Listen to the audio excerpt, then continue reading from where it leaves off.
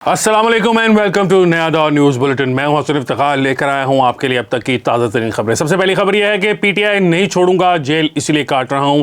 यह कहना है परवेज़ इलाही का। पीटीआई के सदर परवेज़ इलाही ने कहा है कि पीटीआई नहीं छोड़ूंगा और जेल इसीलिए काट रहा हूं। जुडिशल कॉम्प्लेक्स में सहाफ़ी ने परवेज़ इलाही से सवाल किया कि सुना है कि आपके साथ चेयरमैन पीटीआई के अडयाला में को पैगाम रसाई हुई है, क्या टिकटों की तकसीम से मुतल्लिक तजावीज़ मांगी गई हैं?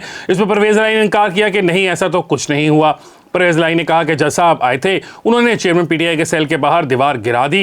अलबत्ता जेल में खाना अच्छा नहीं दिया जा रहा, फूड पॉइजनिंग हो गई है, खाना अच्छा नहीं है जिससे सेहत अच्छी नहीं है, बहुत मुश्किल से यहाँ पहुंचा हूँ। सहाफ़ी ने परवेज़ इलाही से सवाल किया कि पीटीआई के साथ रहेंगे या छोड़ देंगे। इस पर साबिक़ वज़ीर आला ने कहा नहीं छोड़ूंगा, जेल इसीलिए काट रहा हूँ। सहाफ़ी ने कहा नवाज शरीफ कहते तो मुन्नस इलाही कहते थे कि बेटे इन्हें पूछने नहीं जाते, अब आप मुश्किल में हैं, आपके बेटे क्यों नहीं आ रहे?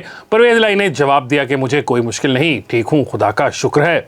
पाकिस्तान माशी बहाली के सफर पर गामजन, शरह नमू 3.5% तक बेहतर हो गई। पाकिस्तान माशी बहाली के सफर पर गामजन होने लगा है, जिसकी शरह नमू में बेहतरी आ रही है। माली साल 2024 के लिए शरह नमू 3.5% तक बेहतर हो गई और 2023 के लिए ये शरह 3% थी।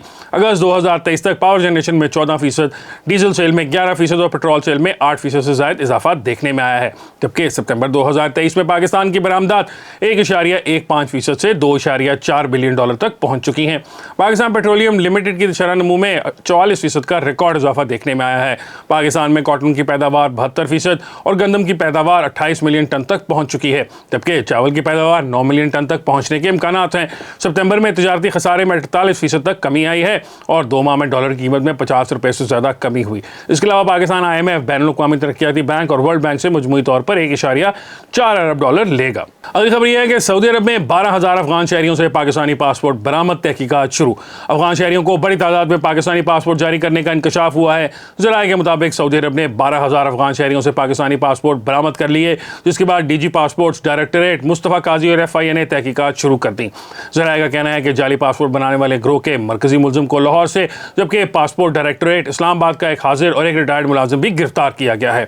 ज़राए के मुताबिक अफगान शहरियों को पाकिस्तानी पासपोर्ट जाली शनाख्ती कार्ड्स पर जारी किए गए थे। पाकिस्तानी पासपोर्ट एंड इमिग्रेशन हुक्काम का कहना है कि पासपोर्ट डायरेक्टरेट अपनी जिम्मेदारी से आगाह है, मामले की पूरी छानबीन और नादरा का डेटा भी काउंटर चेक कर रहे हैं। जो गैर कानूनी मुकीम 1 नवंबर तक जाना चाहता है चला जाए, इसके बाद नो कॉम्प्रोमाइज, ये कहना है सरफराज बुगटी का। निगरान वजीर दाखिला सरफराज बुगटी ने कहा है कि पाकिस्तान में गैर कानूनी तारकीन वतन में से जो 1 नवंबर तक जाना चाहता है चला जाए, इसके बाद नो कॉम्प्रोमाइज होगा। अफगान शहरियों के हवाले से जारी बयान में निगरान वजीर दाखिला सरफराज बुगटी ने कहा कि अफगान बाशिंदों की बेदखली के हवाले से बातचीत हुई थी। इस गुफ्तगू में तमाम स्टेक होल्डर्स मौजूद थे और फैसला हुआ था कि अफगान बाशिंदों को एक ग्रेस पीरियड दिया जाए, जबकि बहुत सारे लोगों और इनकी तरफ से डिमांड आ रही थी कि लोग रज़ाकाराना तौर पर जाना चाहते हैं। उन्होंने कहा कि जो 1 नवंबर तक जाना चाहता है चला जाए, इसके बाद नो कॉम्प्रोमाइज। पहले दिन से ये कहा है कि ये सिर्फ अफगान बेस्ड पॉलिसी नहीं है, ये पॉलिसी गैर कानूनी एलियन के बारे में है, चाहे वो जिस भी मुल्क से ताल्लुक़ रखते हों। सरफराज बुगटी का कहना था कि जब बात गैर कानूनी मुकीम लोगों के हवाले से हो रही है, तो अफगानी हों या कोई और भी गैर मुल्की जिनके पास वीज़ा है, इनको हमने कुछ नहीं कहना, हम सिर्फ गैर कानूनी मुकीम गैर मुल्कियों को वापस भेज रहे हैं। बिजली चोरी ऑपरेशन, बिजली की तकसीमकार कंपनियों में FI अफसरान तैनात हो गए। बिजली की चोरी में तकसीमकार कंपनियों के अफसरान, मुलाजमीन और बिजली चोरों का गठजोड़ तोड़ने के लिए बिजली कंपनियों में FI अफसरान तैनात कर दिए गए हैं।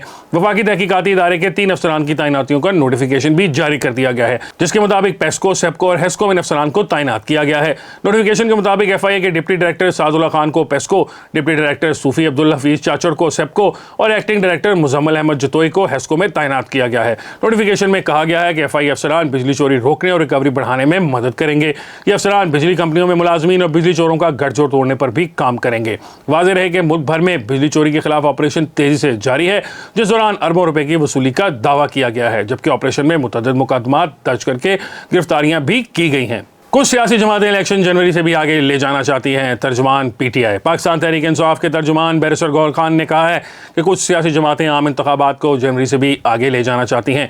जियो न्यूज़ के प्रोग्राम आज शाहज़ेब खानज़ादा के साथ बातचीत करते हुए उन्होंने कहा कि अगर सुप्रीम कोर्ट 90 दिन में इंतखाबात का कह देती है तो 7 नवंबर को ना सही, आज से 90 दिन के बाद तो इलेक्शन हो जाएंगे। उन्होंने कहा कि जस्टिस उमर अता बंदयाल के दौर में 90 दिन में इंतखाबात कराने की हमारी दरख्वास्त शायद इसलिए समाअत के लिए मुकर्रर न हुई थी कि PDM की हुकूमत ने इन पर दबाव डाला था। गौहर खान का कहना था कि प्रैक्टिस एंड प्रोसीजर कानून बहाल होने के बाद चीफ जस्टिस की जिम्मेदारी है कि वो सबसे पहले इस केस को समाअत के लिए मुकर्रर करें।